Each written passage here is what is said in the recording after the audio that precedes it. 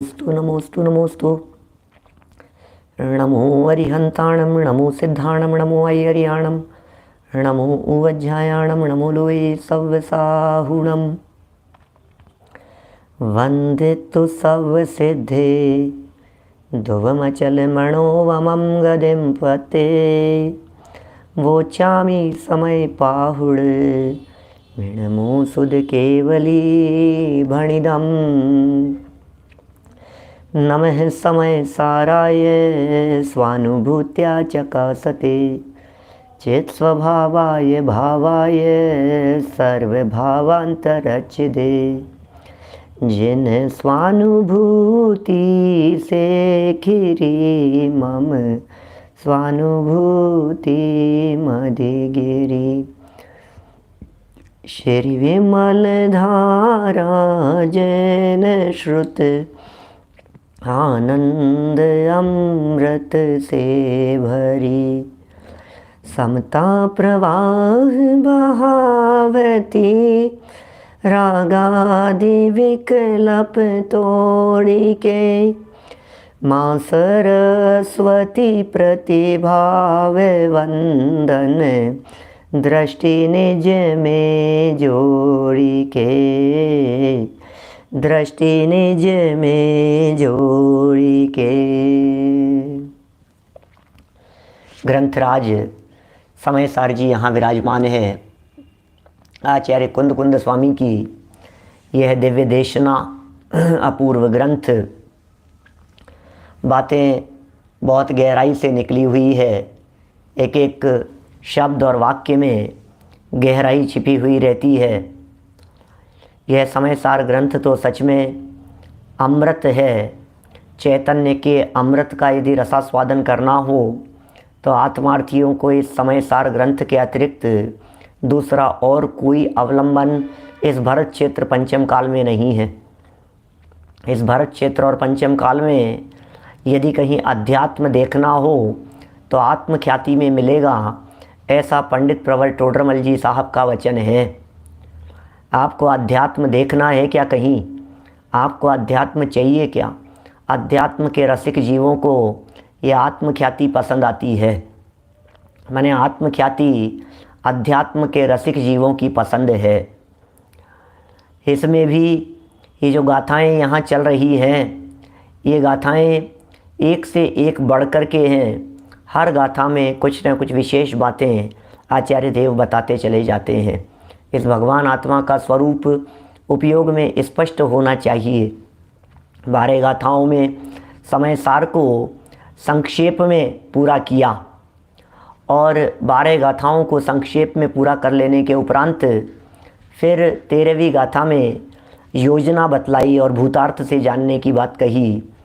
भूतार्थ से जाने हुए सम्यक्त्व है।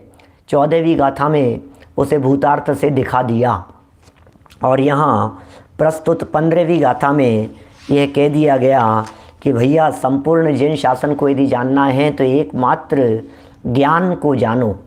ज्ञान की अनुभूति ही आत्मानुभूति है और उस ज्ञानानुभूति को ही आत्मानुभूति सिद्ध करते हुए इन बातों का थोड़ा सा उदाहरण सहित विस्तार कर रहे थे। हम मूल गाथा और पद्यानुवाद पढ़ते हैं, आगे बढ़ेंगे। जोपसद्य पाणम अबद्ध पुट्टम अनन्नम विशेषम। अपदेश संत मध्यम पश्यदि जिण शासनम सव्वम। अबद्ध पुट्ठ अनन्य अरु अविशेष जाने आत्म को। द्रव्य एवं भाव श्रुतमय सकल जिन शासन कहे। क्या बातें कहते हैं। द्रव्य एवं भाव श्रुतमय सकल जिन शासन, संपूर्ण जिन शासन द्रव्य एवं भाव श्रुतमय है। और फिर इस बात का स्पष्टीकरण करते हुए समझाते हुए आत्मख्याति टीका में खूब विस्तार दिया। दृष्टांत के माध्यम से समझाया। खाली नहीं खालिस केवल ज्ञान का अनुभव, केवल ज्ञान का अनुभव नहीं, केवल ज्ञान का अनुभव इस जीव ने आज तक कभी नहीं किया, ऐसा पंडित जी साहब का भी कहना था। खाली ज्ञान का अनुभव नहीं किया, वो ज्ञान मात्र का अनुभव वो अनुभव का विषय है, ज्ञान मात्र वो अनुभूति का विषय बने, ऐसी प्रेरणा दी। नमक का एग्जाम्पल दिया, व्यंजनों में व्याप्त नमक के बारे में विस्तार से बतलाया। आज देखिए आत्मख्याति पूरी हो जाने के उपरांत ज्ञायक भाव प्रबोधिनी टीका में, माने जो ये अपनी पुस्तक चल रही है, इस पुस्तक में आदरणीय दादा इस विषय को सरल शब्दों में स्पष्ट करते हैं। आज हम इस प्रकरण को संपन्न करेंगे, भावना तो ऐसी है। देखिए पढ़ते हैं, 49 नंबर पेज निकालिए, 49 नंबर पेज, 49 नंबर पेज। इस 15वीं गाथा की टीका की विषय वस्तु या विशेष बात तो यह है, ओह, इस 15वीं गाथा की विशेष बात, इस 15वीं गाथा की विषय वस्तु तो यह है कि इसमें सामान्य नमक और विशेष नमक का उदाहरण देकर सामान्य ज्ञान और विशेष ज्ञान के आविर्भाव और तिरोभाव को समझाया गया है। ये इसकी महत्वपूर्ण विषय वस्तु है हमारे इस गाथा की। सामान्य नमक और विशेष नमक का उदाहरण, और समझाया किसको है, सामान्य ज्ञान और विशेष ज्ञान। और प्रतिपाद्य क्या था, कुछ विशिष्ट शब्दावली थी, आविर्भाव और तिरोभाव। आविर्भाव माने प्रकटता और तिरोभाव माने गौणता। तिरोभाव माने दूर कर देना, तिरोभाव माने नष्ट कर देना, आविर्भाव माने प्रकट कर देना। तो सामान्य का आविर्भाव और विशेष का तिरोभाव, बस इस शैली को, इस भाषा को, इन पंक्तियों को याद रखना, जीवन पर्यंत काम आएगी ये लाइन। सामान्य ज्ञान का आविर्भाव और विशेष का तिरोभाव, यही करने योग्य कार्य है, यही करने योग्य है। ज्ञान सामान्य का आविर्भाव हो जावे, माने ज्ञान में ज्ञान पकड़ में आ जावे, बस इतना है। मीठा खाते समय मीठा पकड़ में आ जावे, नमक से युक्त व्यंजनों का सेवन करते समय नमक पकड़ में आ जावे, बस यही तो करना है हमारे को, करने योग्य कार्य यही है। आविर्भाव और तिरोभाव को समझाया गया है। यद्यपि नमक तो नमक ही है, क्या कह रहे हैं, यद्यपि नमक तो नमक ही है और वह एक प्रकार का ही होता है, तथापि उसे सामान्य नमक और विशेष नमक के रूप में दो भागों में विभाजित कर दिया गया है। गजब हो गया, नमक एक ही प्रकार का होता है, लेकिन आपने कभी सुने क्या दो प्रकार के नमक के? हाँ, दो प्रकार के नमक, हाँ, एक सामान्य नमक, एक विशेष नमक। बोले ये क्या होता है? रोजाना भोजन बनाने वाले, करने वाले, ग्रहण करने वाले उनसे यदि पूछो कि दो प्रकार के नमक होते हैं, आपने कभी सुना क्या? अभी यहाँ 3 प्रकार के नहीं बता रहा हूँ मैं, नहीं तो नमक के 3 प्रकार भी कह सकता था। क्या बात कर रहे हो कि हाँ, कौन कौन सा? एक टाटा नमक, एक सेंधा नमक है, एक ये नमक है, कौन सा आयोडीन युक्त नमक, इसमें इसकी मात्रा, क्या क्या बातें आती है ना दुनिया भर में। काला नमक अलग है, पिंक वाला अलग है, वाइट वाला अलग है, कितने नमक के भेद हो गए। अरे नहीं भाई, हम नमक के 3 प्रकार भी आपको बता सकते थे। वे नमक के 3 प्रकार कौन से? कि एक तो आपके सामने रखा हुआ नमक, क्या सुनील जी सर्राफ साहब, 3 प्रकार के नमक। एक नमक वो जो नमक किचन में रखा हुआ है, एक नमक वो जो नमक आपकी पुस्तक में लिखा हुआ है, नमक, ये दूसरा नमक है। और तीसरा नमक वो जो नमक की चर्चा करते ही आपके ज्ञान का विषय बन गया है। ये 3 प्रकार के नमक हो गए। क्या 3 प्रकार के नमक हो गए भाई साहब? एक नमक जो किचन में रखा है उसे भी नमक कहते हैं। और हमने आपसे पूछा कि ये समय सार 15वीं गाथा में क्या है, किसका वर्णन है? तो आपने कहा नमक का। हमने नमक का नहीं कहेंगे, आप कहेंगे आत्मा का। फिर हमने पूछा इस 15वीं गाथा में किसके उदाहरण से वर्णन है?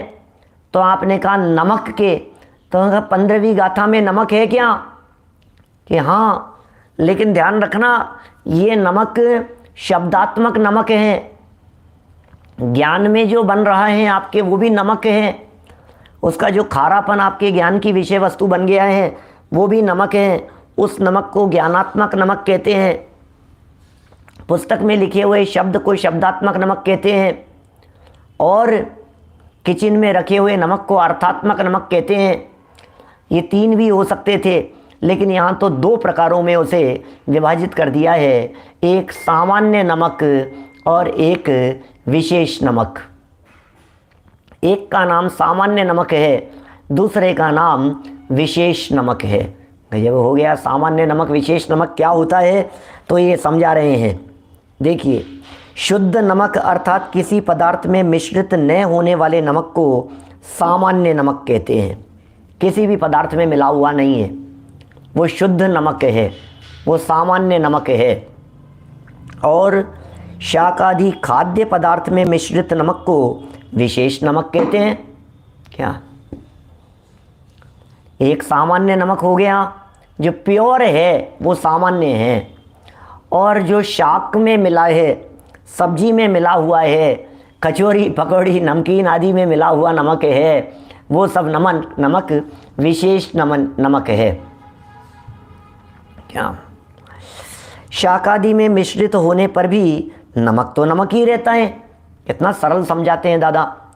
शाक आदि में मिश्रित होने पर भी नमक तो नमक ही रहता है, वह अपने खारेपन को छोड़ नहीं देता, वह तो जहाँ भी रहता है खारा ही रहता है। तात्पर्य यह है कि वह वास्तव में तो खारेपन में ही रहता है, अन्य कहीं जाता ही नहीं है। ओह, क्या बात है। हमने नमक को सब्जी में मिला दिया। अरे सब्जी में मिला देने पर भी वो सब्जी में नहीं मिला है। नमक को शिकंजी में मिला दिया, लेकिन नमक तो अपने खारेपन स्वभाव में ही रहता है। नमक कहाँ मिलता है किसी चीज़ में? नमक किसी वस्तु में मिल नहीं सकता। अरे क्या बात करते हो, हम मिला देते हैं, अभी घोल देते हैं इसको, मिलाओ मिलाओ इसको। सब्जी में मिला दिया, नमक मिलाओ मिलाओ मिलाओ भैया, चम्मच से मिलाओ इसको थोड़ा सा। अरे क्या बात कर रहे हो, कितना भी मिला लो, कितना भी घोट दो, लेकिन वो मिलता ही नहीं है। शिकंजी में शुगर मिलाते हैं आप, तो मिलती है कि नहीं मिलती है? शिकंजी है, बना रहे हैं, और उसमें आपने 2 चम्मच ऊपर से उस गिलास में रस अधिक मिलने के बाद उस गिलास में आपने 2 चम्मच चीनी डाली। अब चीनी 2 चम्मच उसमें डाल देने के बाद आपने पिया, मीठा नहीं लगा। हमने कहा क्या हुआ? अरे नहीं नहीं, क्या किया आपने, शुगर मिलाई नहीं थी क्या? कि नहीं, डाली तो थी। नहीं मिलाओ उसको। फिर आपने 2 बार चम्मच हिलाई और फिर भी नीचे बैठी हुई दिखाई दे रही है। तो हमने पूछा, कहा कि भैया अभी भी मिली नहीं है, अभी तो अलग दिख रही है, और हिलाओ। कि अभी भी नीचे दिख रही है, अभी कम दिख रही है, अभी थोड़ी और हिलाओ, और हिलाओ और हिलाओ और हिलाओ। कि अब क्या हुआ? कि अब थोड़ी और कम, और थोड़ी, अब थोड़ी और बची है, और थोड़ी और बची है। बोले अब पूरी मिल गई। अब इसमें चीनी का नामो निशान नहीं है इस शिकंजी में। बोलो क्या ऐसा ही है क्या? क्या पूरी तरह से मिल गई है तो अब है या नहीं है? अरे भाई, उसके अंश अंश में, उसकी बूंद बूंद में शुगर व्याप्त है। शुगर तो मिठास में रहती है, चीनी तो मिठास में रहती है, नमक तो अपने खारेपन स्वभाव में रहता है। नमक अपने खारेपन स्वभाव को छोड़ करके कहीं जाता ही नहीं है। आपको वो मिला हुआ दिखाई दे रहा है, लेकिन सच में तो वो मिलता ही नहीं है। पंचास्तिकाय 7वीं गाथा। अन्नोणम पविसंता इंता उगासम अन्न अन्नस मेलंता वियनच्यम सगम सहाहम न विजहंती। सगम सहाहम न विजहंती। कोई भी किसी भी वस्तु में मिलता ही नहीं है। 2 वस्तु परस्पर में मिल नहीं सकती है। आप कहें इसको इसमें मिला दिया, आप कहें इसको इसमें मिला दिया। अरे कौन किस में मिलाए और कौन किसको किस में मिले? वस्तु में मिलने की योग्यता नहीं है, पदार्थों में मिलने की योग्यता नहीं है। 2 पदार्थ यदि आपस में मिल जाएंगे तो अनंत भी मिल जाएंगे, और अनंत यदि मिल जाएंगे तो सर्वसंकर दोष उत्पन्न हो जाएगा। सब कुछ मिल मिला करके खिचड़ी हो जाएगा। कैसे मिलेगा भाई साहब? जीव पुद्गल में नहीं मिलता। अरे पुद्गल के परमाणु दूसरे पुद्गल के परमाणुओं में नहीं मिलते। आप सोचिए, ये जो पुस्तक में शब्द लिखे हुए हैं, एक अक्षर दूसरे अक्षर के साथ में मिलता नहीं है, एक मात्रा दूसरी मात्रा के साथ में मिलती नहीं है, अलग अपना अस्तित्व दिखा रहा है हर अक्षर। मिल जाए, नहीं सब मिल गए, मिल जाए तो पकड़ नहीं सकते आप उन्हें, अलग अलग नहीं पकड़ सकते। अत्यंत अभाव है उनमें, पुद्गल के परमाणुओं में अन्योन्य अभाव है। ये सब विचित्र प्रकार की बातें हैं। चलिए, नमक अपने स्वभाव को नहीं छोड़ता, यह बात कही, ये तो नमक की बात हुई। नमक समझ में आ गया क्या? ये साहब नमक तो समझ में आ गया, बिल्कुल समझ में आ गया हमारे को। इसमें नमक था, इसमें मिला नहीं है। सब कुछ मिले हुए होने पर भी हमने पकड़ लिया नमक कम है कि नमक ज़्यादा है, आपने पकड़ लिया। तो बोले इसका मतलब ये है कि आपका ज्ञान तो बराबर है, आप सेनी पंचेंद्रिय तो हो, आप में सम्यक दर्शन प्राप्त करने की पात्रता तो है, इतनी योग्यता तो है कि आप सम्यक दर्शन प्रकट कर सकते हो। अच्छा, कर सकता हूँ, बिल्कुल 100% कर सकते हो आप भाई साहब। तो फिर करूँ क्या, ये बताओ कि सुनो, जो काम आपने वहाँ किया था वो काम आपको यहाँ करना है। अभी नमक के माध्यम से क्या किया, बोले रिहर्सल की थी, अब क्या करना है कि फाइनल है। अभी तक क्या हो रहा था, अभी तक हो रही थी प्रैक्टिस, और अब क्या हो रहा है, प्रैक्टिकल। प्रैक्टिस और प्रैक्टिकल, अब प्रैक्टिकल है। इसी प्रकार 50 नंबर पेज पर, इसी प्रकार ज्ञान तो ज्ञान ही है। ओ क्या कह रहे हैं, ज्ञान तो ज्ञान ही है, वे एक प्रकार का ही होता है। ज्ञान के प्रकार नहीं होते, ज्ञान के भेद नहीं होते, ज्ञान को भेदों में बांटा नहीं जा सकता है। तथापि उसे सामान्य ज्ञान और विशेष ज्ञान के रूप में दो भागों में विभाजित कर दिया जाता है। शुद्ध ज्ञान को सामान्य ज्ञान कहते हैं और ज्ञेयाकार ज्ञान को विशेष ज्ञान कहते हैं। सामान्य नमक किसे कहते हैं, जो बरनी में रखा था। विशेष नमक किसे कहते हैं, जो व्यंजनों में मिला हुआ है। सामान्य ज्ञान किसे कहते हैं, जो ज्ञान मात्र है। विशेष ज्ञान किसे कहते हैं, जो ज्ञेयाकार है। ज्ञेयाकार ज्ञान विशेष ज्ञान कहलाता है। ज्ञेयों को जानने वाले ज्ञान को ज्ञेयाकार ज्ञान कहते हैं। ज्ञेयों को जानने वाले ज्ञान को ज्ञेयाकार ज्ञान कहते हैं, क्योंकि ज्ञान पर्याय में उन ज्ञेयों के आकार प्रतिबिंबित होते हैं। ज्ञान पर्याय में उन ज्ञेयों के आकार प्रतिबिंबित होते हैं, तो विशेषपने को प्राप्त हो जाता है। देखिए, सामान्य कपड़ा और विशेष कपड़ा, कभी ऐसा देखा आपने? सामान्य कपड़ा किसका नाम है कि कपड़ा कपड़ा कपड़ा कपड़ा कपड़ा, ये सामान्य कपड़ा है। विशेष कपड़ा किसका नाम है कि ये शर्ट है, ये विशेष कपड़ा हो गया, विशेष आकार वाला हो गया। ये पैंट है, ये विशेष आकार वाला हो गया। ये चादर है, ये विशेष आकार हो गया। विशेष आकार, विशेष साइज, विशेषों में बांध दिया हमने उस कपड़े को। हमें एक कपड़ा चाहिए कि काम बताओ पंडित जी किस लिए चाहिए। अरे कपड़ा तो कपड़ा होता है कि नहीं भाई साहब, ऐसा नहीं चलेगा। क्या कपड़े के कितने प्रकार हो सकते हैं कि विशेषों में बांटोगे तो अनगिनती प्रकार हो सकते हैं, और सामान्य पने देखोगे तो कपड़ा तो कपड़ा है। सामान्य कपड़ा और विशेष कपड़ा सब चीज़ों में लागू हो जाएगी।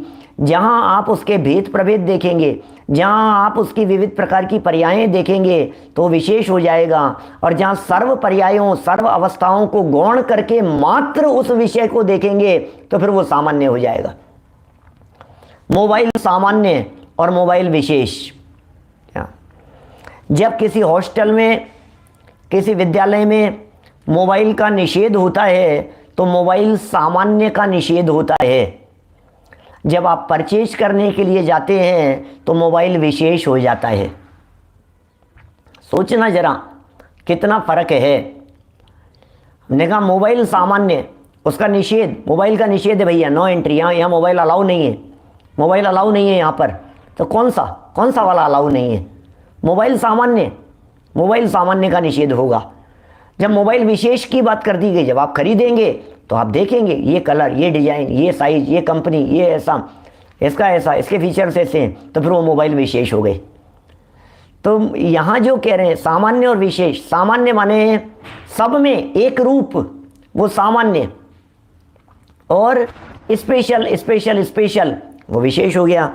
ये ज्ञेयाकार ज्ञान को विशेष ज्ञान कहते हैं, क्योंकि ज्ञान पर्याय में ज्ञेयों के आकार प्रतिबिंबित होते हैं।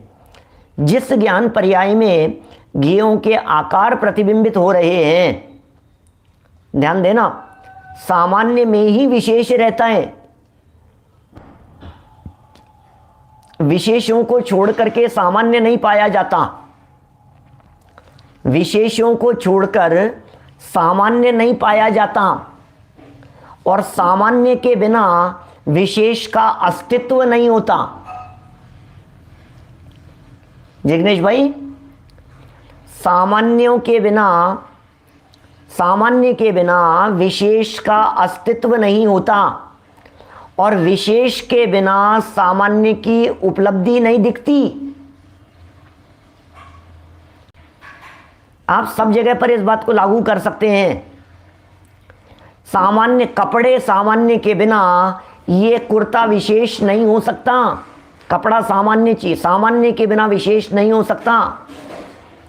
और विशेषों के बिना सामान्य को देखने की कोशिश करो तो नहीं मिलेगा कि नहीं साहब, विशेषों के बिना हमने सामान्य कपड़े को देखा था, कि किस रूप में देखा था, कि थान था ना कपड़े का, थान कहते हैं कपड़े का थान, तो वो भी विशेष है। आपने किस रूप में देखा? थान के रूप में देखा, वो विशेष है। बस इसमें क्या करना पड़ेगा हमारे को, जब दोनों साथ साथ में ही रहते हैं, सामान्य पूर्वक विशेष और विशेष पूर्वक सामान्य रहता है, तो विशेषों के बीच में भी सामान्य को देखने की दृष्टि डेवलप करनी है। क्या कहा, कुछ समझ में आती है क्या बातें?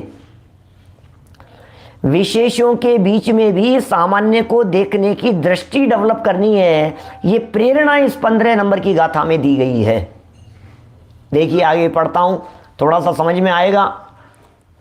यद्यपि ज्ञान तो सदाकाल ज्ञानाकारी रहता है। ज्ञान तो सदाकाल ज्ञान ज्ञान ज्ञान ज्ञानाकारी रहता है। जब भी ज्ञानाकार देखेंगे, ज्ञान देखेंगे तो ज्ञानाकारी रहेगा। जैसे देखिए, आत्मा तो सदाकाल आत्माकार ही रहता है। क्या पीछे हमने नियत विशेषण के अंतर्गत आपसे चर्चा की थी 14वीं गाथा में। नियत प्रदेशत्व, आत्मा तो नियत असंख्यात प्रदेश रूपी रहता है, फिर उसका आकार चींटी, हाथी, घोड़ा आदि के रूप में विविध रूपों में दिखाई देता है। तो बोले विविध रूपों के अंदर जो दिखाई दे रहा है, क्या वो आकार अलग है और आत्मा का असंख्यात प्रदेशी आकार अलग है? बोले नहीं, यही तो देखना है हमारे को। अनियत आकारों में नियत आकार हमारे को देखना है। देखिए, ज्ञेयों को जानने के काल में भी वह अपने ज्ञानाकार को नहीं छोड़ता। ज्ञेय को जानने के काल में भी ज्ञान तो ज्ञानाकार ही रहेगा। विविध प्रकार के ज्ञेयों रूप दिखाई देने पर भी ज्ञान तो ज्ञानाकार ही रहेगा। जैसे पानी का आकार कैसा, पानी का आकार कैसा है? बाल्टी के आकार का पानी, मटके में डला हो तो मटके के आकार का, गिलास में डला हो तो गिलास के आकार का, भगोनी में डला हो पानी तो भगोनी के आकार का। पानी का आकार कैसा? बोलो, कैसा है पानी का आकार? तो पानी का आकार तो एक्चुअल में पानी तो पानी आकार है। क्या उसे बर्तनों से निरपेक्ष देखेंगे तो पानी तो पानी है। देखिए, ये कह रहे हैं ज्ञान में भले ही गे झलक रहे हो, लेकिन ज्ञान तो एक्चुअल में ज्ञानाकार ही है। क्या ज्ञान तो ज्ञानाकार ही है, अपने ज्ञानाकार को नहीं छोड़ता। तथापि ज्ञेयों के प्रतिबिंबित होने से उसे ज्ञेयाकार भी कहा जाता है। क्या ज्ञेयों के प्रतिबिंबित होने से ज्ञेयों के आकार के जो आकार ज्ञान में बनते हैं, ज्ञेयों के आकार के जो आकार, माने ज्ञेयों के आकार के जो आकार, ये उठाया ये ज्ञेय, ये ज्ञान का विषय बना। तो बोले ये जो ज्ञेय का जो आकार है, ये आकार, इसका जो आकार था, वो आकार जो ज्ञान में बना, वो ज्ञान में बनने वाला आकार ज्ञानाकार है। वे आकार स्वयं ज्ञान के ही हैं, ज्ञेयों के नहीं। फिर भी उन्हें कहा तो ज्ञेयाकार ही जाता है। क्या वो ज्ञानाकार है कि ज्ञेयाकार है? बड़े विचित्र प्रकार की विषय वस्तु है ये। ज्ञानाकार और ज्ञेयाकारों का बड़ा विचित्र प्रकार का स्वरूप है। अकेला नमक, देखिए फिर नमक के दृष्टांत से इस बात को समझा रहे हैं। अकेला नमक कोई नहीं खाता, अकेला नमक कोई नहीं खाता। सभी लोग किसी न किसी खाद्य पदार्थ में मिलाकर ही नमक खाते हैं। बात तो ऐसी ही है। अतः स्वाद के लोलुपी लोगों को नमक के असली स्वाद का अनुभव नहीं होता। स्वाद के लोभी, स्वाद के लोलुपी लोगों को अरे असली नमक का अनुभव ही नहीं होता, क्योंकि उन्होंने असली नमक कभी खाया ही नहीं है। उन्होंने जब भी नमक लिया है वो किसी न किसी वस्तु में मिलाकर के ही खाया है। पूर्व पुरुषों से सुनकर या पुस्तकों में पढ़कर भले ही वे कहते हों कि नमक खारा होता है, फिर भी उन्हें नमक के खारेपन का अनुभव नहीं होता। बात मात्र बातों तक ही सीमित रहती है। नमक कैसा होता है? बोले खारा। नमक कैसा होता है? बोले खारा। तुमने कभी खारेपन का अनुभव किया क्या? ये समझाने वाले हैं आचार्य देव। इसी खारेपन से भरी हुई नमक डली का एग्जाम्पल देकर के रोला लिखा है, रोला चंद, बड़ी ज़बरदस्त धुन में। कल करेंगे उस रोला चंद की चर्चा। देखिए इसी प्रकार जैसे भोले जगत ने, स्वाद के लोलुपी लोगों ने कभी नमक को नहीं देखा, क्या नमक का स्वाद नहीं चखा, खाली नमक का स्वाद नहीं चखा, क्या इसी प्रकार इस अज्ञानी जगत ने अकेले आत्मा को कभी नहीं जाना। इस अज्ञानी जगत ने अकेले आत्मा को कभी नहीं जाना। शरीर आदि संयोगों में, बद्ध स्पष्ट आदि भावों में ही देखा जाना है और उन्हें आत्मा का अनुभव नहीं होता। अतः उन्हें आत्मा का अनुभव नहीं होता, सम्यक ज्ञान नहीं होता। हो आत्मा को कैसा देखा जाना है? क्या समझ में आ रही है बात? कैसे आत्मा को देखा जाना है? आत्मा कैसा होता है भाई साहब? कैसा होता है? शरीर वाला दिखाई देता है, संयोगों वाला दिखाई देता है, राग वाला दिखाई देता है, विकार वाला दिखाई देता है, विभाव वाला दिखाई देता है। ये दिखता कैसा है ये आत्मा? आत्मा कैसा दिखता है? कभी देखो ना आत्मा को।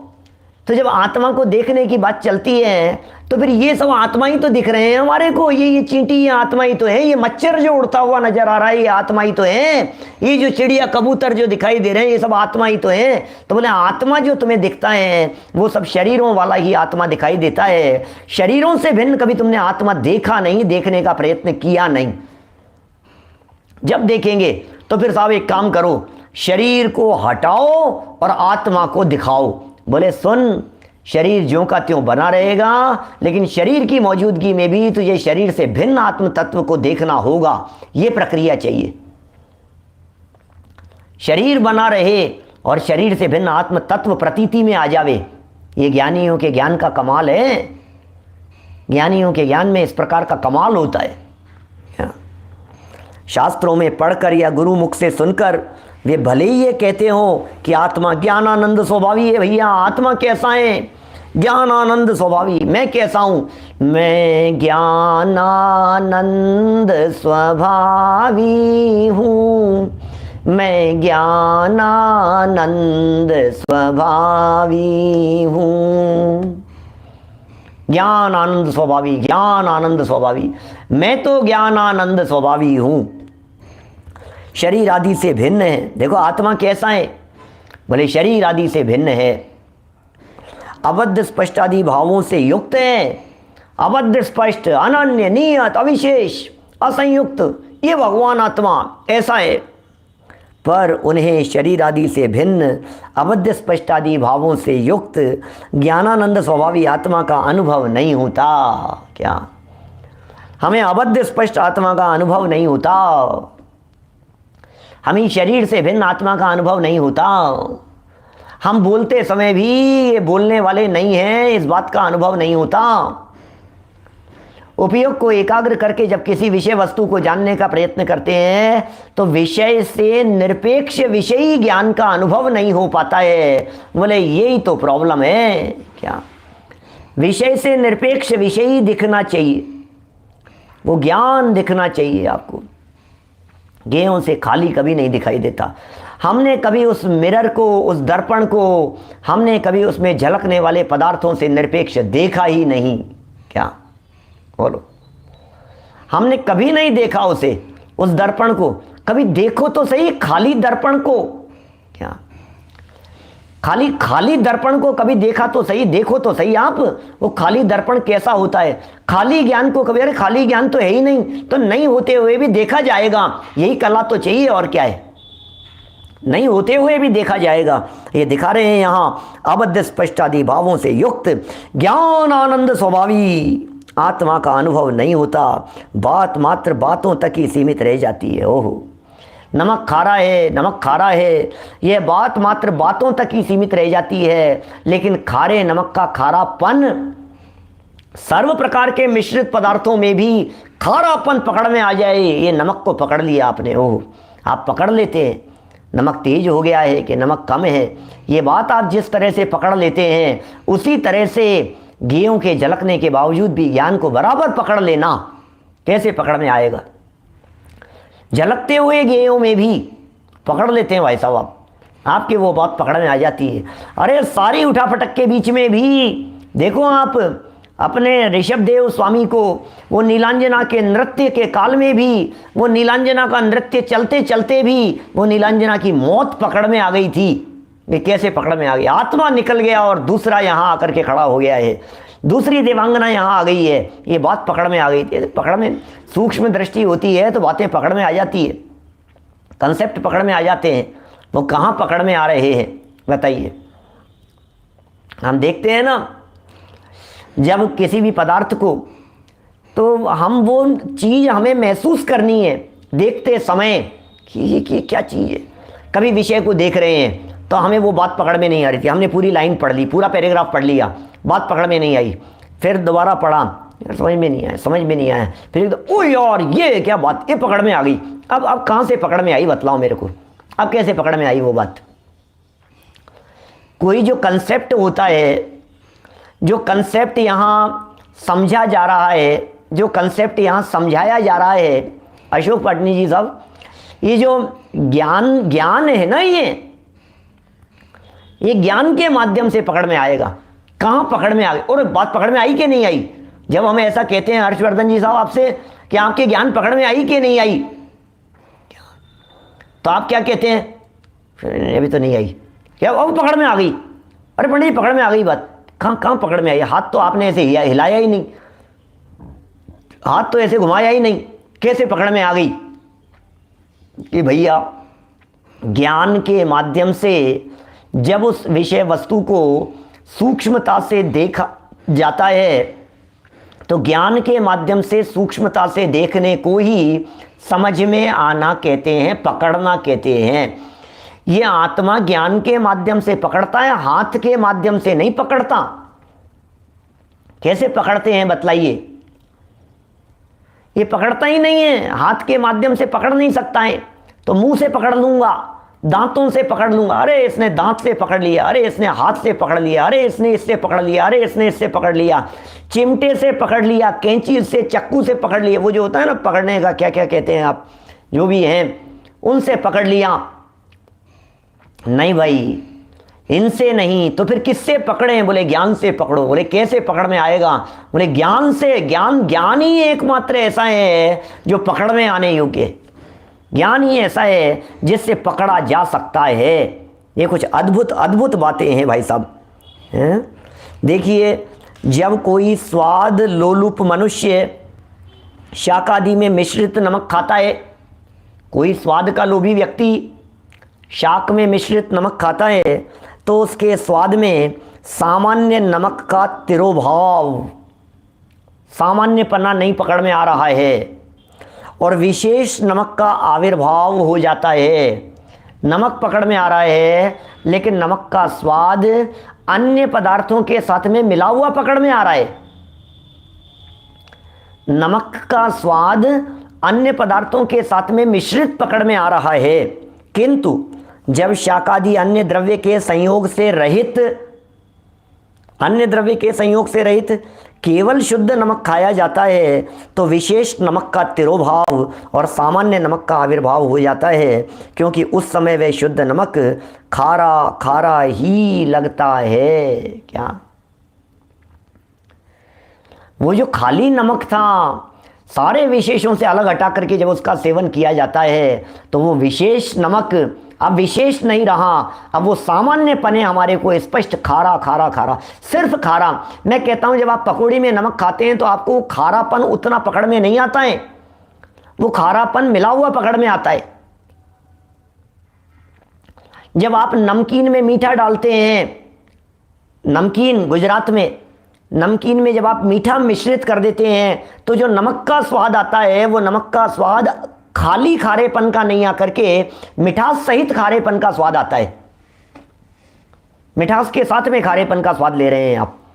ऐसे ही जब हम आपको ज्ञानानुभूति की बात कह रहे हैं तो खाली ज्ञानानुभूति नहीं हो रही है, वो गेय मिश्रित ज्ञानानुभूति हो रही है। और गेय मिश्रित ज्ञान ये विशेष ज्ञान है, और गेय मिश्रित ज्ञान का होना चाहिए तिरोभाव, और गेय मिश्रित के काल में जो ज्ञान सामान्य था उसका होना चाहिए आविर्भाव। ये अनुभूति की विधि है, ये अनुभूति की प्रक्रिया है।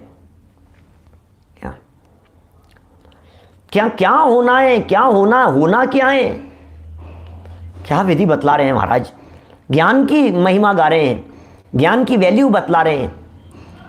जिस भांति प्रज्ञा चैनी से आगे गाथा मोक्ष अधिकार में, जिस भांति प्रज्ञा चैनी से पर से विभक्त किया इसे, उस भांति प्रज्ञा चैनी से ही अरे ग्रहण करो इसे। जिस भांति प्रज्ञा चैनी से पर से विभक्त किया इसे, उस भांति प्रज्ञा चैनी से ही अरे ग्रहण करो इसे। ग्रहण कर लो उस ज्ञान में, पहले विभाजन करो और फिर पकड़ लो। ये काम करना है। प्रज्ञा माने ज्ञान, प्रज्ञा माने ज्ञान। 295 IS जैन साहब ये क्या लिख रहे हैं, देखो बड़े गजब गजब की बातें हैं भाई साहब। खारा खारापन ही अनुभव में आने लगता है, शुद्ध नमक वही अनुभव में आने लगता है। इसी प्रकार प्रकरण तो गेय लुब्धता का चल रहा है, व्यंजनों की लुब्धता में प्रकरण तो गेय लुब्धता का चल रहा है। व्यंजनों के अट्रैक्शन में, बाहरी पदार्थों के अट्रैक्शन में, अरे पदार्थों का अट्रैक्शन छूट जावे और पदार्थ जिसमें झलक रहे हैं उसकी महिमा आने लग जाए। जिसे देखता है उसकी महिमा आती है, जिसे जानता है उसकी महिमा आती है। इधर देखता है तो इसकी महिमा आती है, इसे कंप्यूटर की महिमा आती है, इसे इंटरनेट की महिमा आती है, इसे इंजीनियरिंग की महिमा आती है, इसे प्रोडक्ट्स की महिमा आती है, इसे नए नए गैजेट्स की महिमा आती है, इन्हें सारी टेक्नोलॉजी की महिमा हुई। यार क्या गजब है, अरे गजब भाई साहब, यार क्या बटन दबाया और क्या हो गया, अरे गजब भाई साहब, इधर से हमने बोला और ये हो गया। हमें एलेक्सा की महिमा आती है, हमें इसकी महिमा आती है, हमें ये जो जितने नए नए आविष्कार हो रहे हैं इन चीज़ों की महिमा। आप नाम बोलिए तुरंत वो काम करना शुरू कर देता है, वो पोंछा लगा देता है। हमने इधर से ऑर्डर दिया उसको और उसने पोंछा लगाना चालू कर दिया। हमने उसको कहा कि ये भक्ति, तो उसने वो भक्ति गाना शुरू कर दी। ये टेक्निकल चीज़ें कैसी महिमा आ रही है हमारे को। अरे भाई सुन तो सही, क्या क्या हमें टेस्ला की महिमा आती है, ड्राइवरलेस गाड़ी को देख देख करके हमारे को उसकी महिमा आती है। भैया यहाँ ये समझा रहे हैं, यहाँ कुछ और समझा रहे हैं, यहाँ कुछ और दिखा रहे हैं, यहाँ कुछ और बतला रहे हैं। भैया इन सब चीज़ों में व्याप्त जो टेक्नोलॉजी, जो ज्ञान जो था, वो कैसी टेक्नोलॉजी है उसकी महिमा नहीं आ रही है। क्या मोह की महिमा देखो क्या मेरे मन में समाई,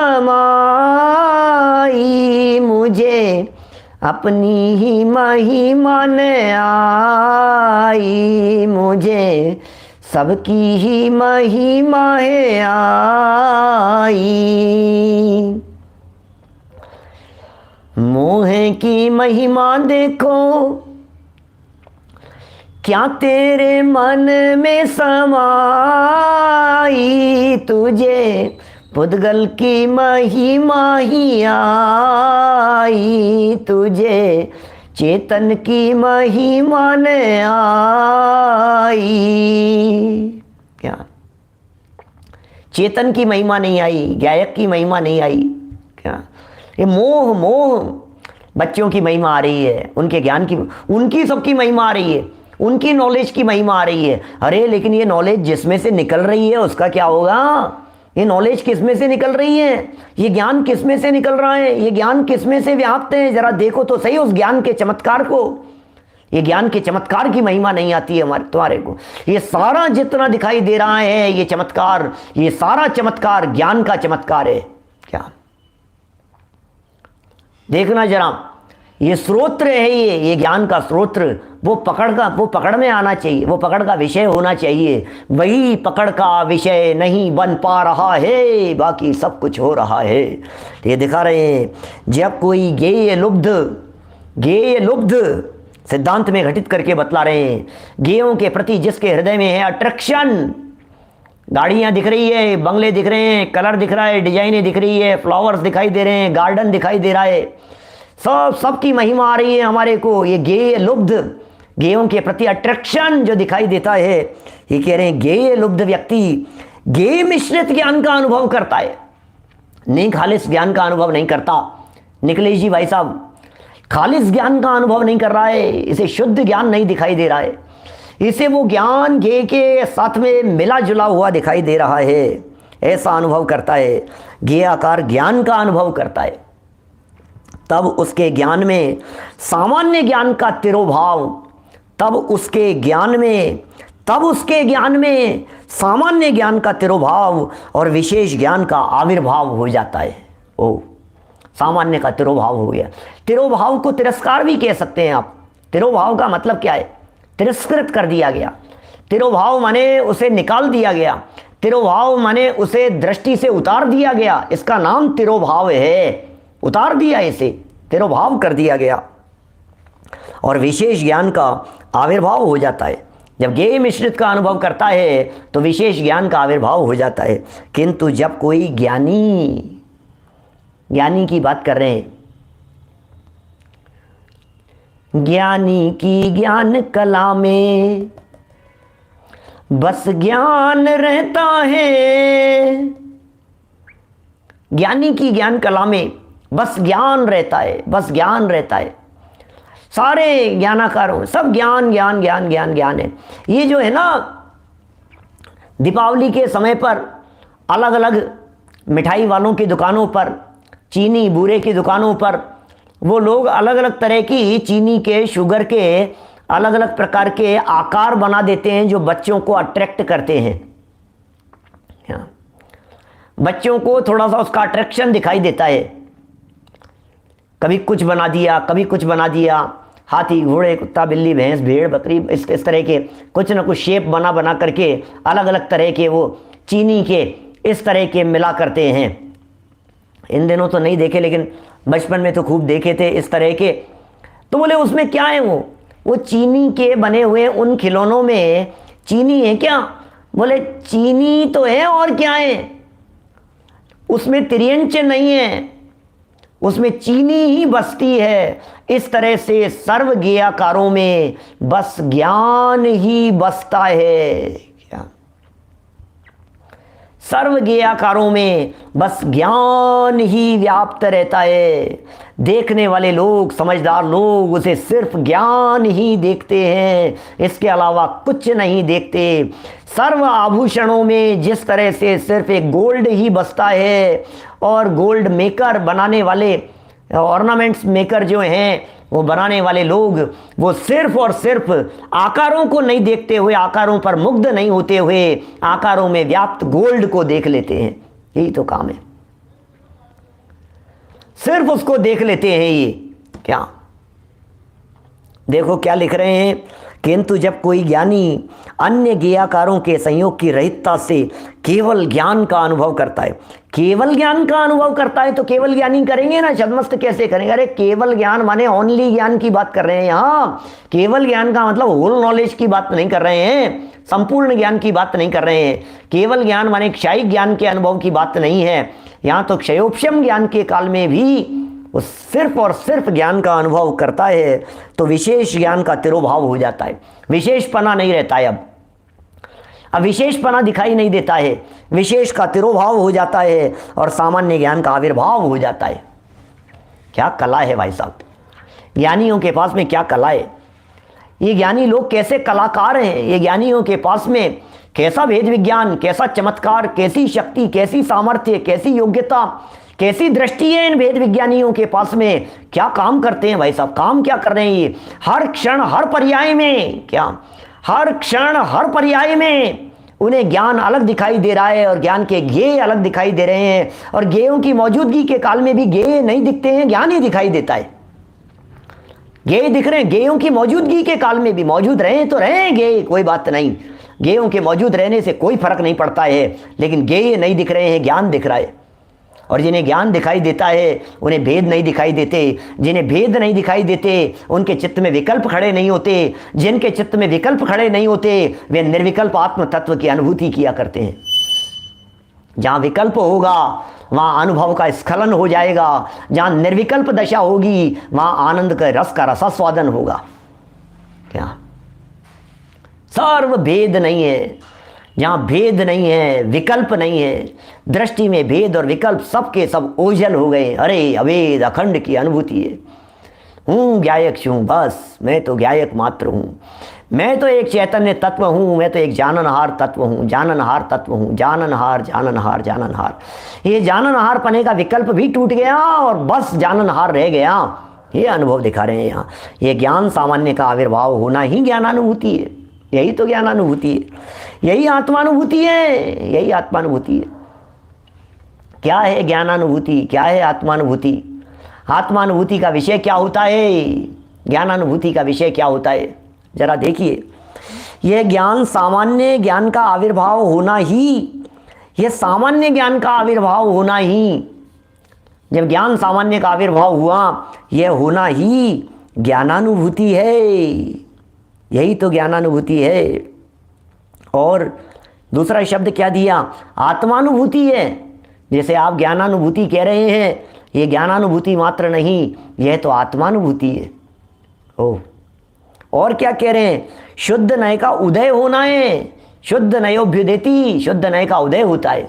कैसे? उस आत्म तत्व को पकड़ते हुए शुद्ध नय उदय को प्राप्त हो जाता है।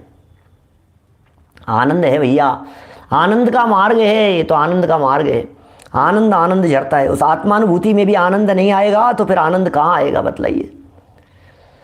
उस आनंद की चर्चा चल रही है। देखो अंतिम 2 लाइन पूरा करते हैं। गाथा क्या कह रही थी, टीका के अंदर क्या खोल दिया है। गाथा क्या कह रही थी, जो द्रव्य और भाव श्रुत को जानता है वो सकल जिन शासन को जानता है। गाथा तो ये कह रही थी। टीका में क्या कर दिया अमृत चंद्राचार्य देव ने।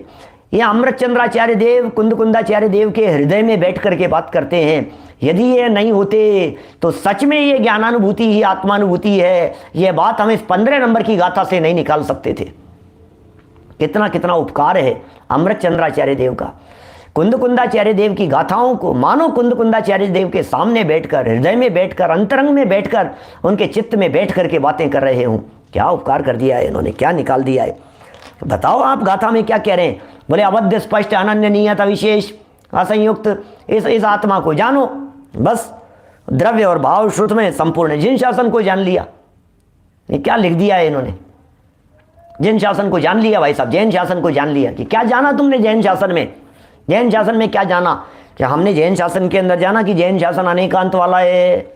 जैन दर्शन में 7 तत्व बताए गए हैं, जैन दर्शन में 6 द्रव्य बतलाए गए हैं, जैन दर्शन के अंदर ये माना गया है कि स्वर्ग 16 होते हैं, नरक 7 होते हैं।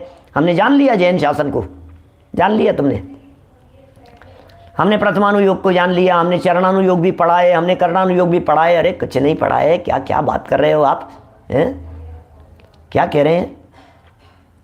अंतिम लाइन देखो जरा, इस टीका की ज्ञायक भाव प्रबोधिनी की अंतिम लाइन में क्या कह रहे हैं। 51 नंबर पेज पर इस प्रकार ये सुनिश्चित हुआ, क्या इस प्रकार ये सुनिश्चित हुआ कि आत्मानुभूति के काल में सामान्य ज्ञान का आविर्भाव और विशेष ज्ञान का तिरोभाव हो जाता है।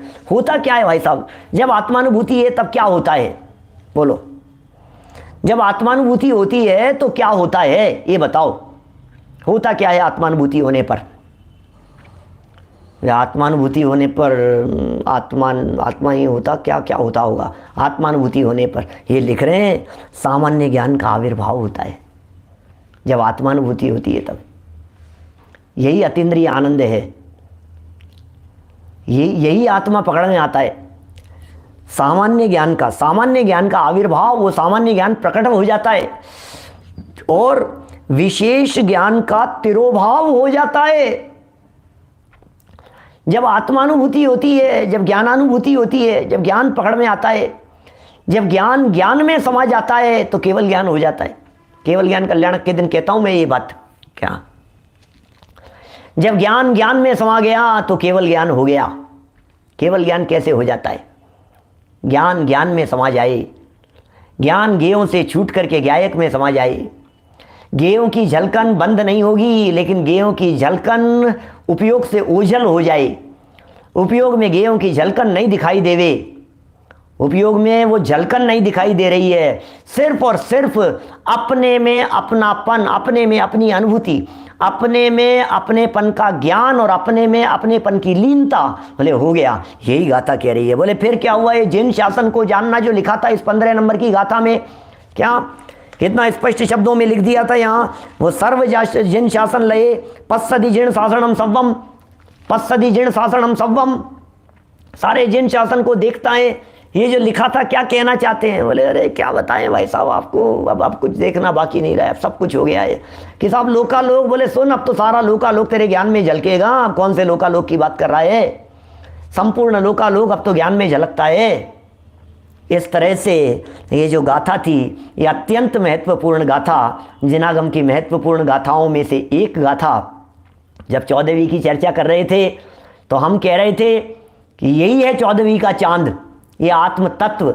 और क्या है ये आत्म तत्व? ये 14वीं गाथा के अंदर बतलाया गया था। जब 15 की बात कह दी तो हमने कहा ये तो पूर्णमासी का चांद है। ये तो क्या 15 कहते हैं ना पूर्णिमा को, 15 कहते हैं। तो ये आत्म तत्व ऐसा पूर्णमासी की तरह है। अपना चैतन्य देव अंदर में देखो, दर्शन देने के लिए हाजिरा हुजूर सदा काल बैठा हुआ है। ये दृष्टि का विषय बन जाए, हम सबके ज्ञान का विषय बन जाए, हम सबके श्रद्धा का विषय बन जाए, श्रद्धा का श्रद्धेय बन जाए, अपने आप में हम लीन हो जावें। इसी भावना से बात को यहीं विराम देते हैं। अब इसी प्रकरण को उपसंहार करते हुए अमृत चंद्राचार्य देव एक 14 नंबर का कलश फिर कहते हैं।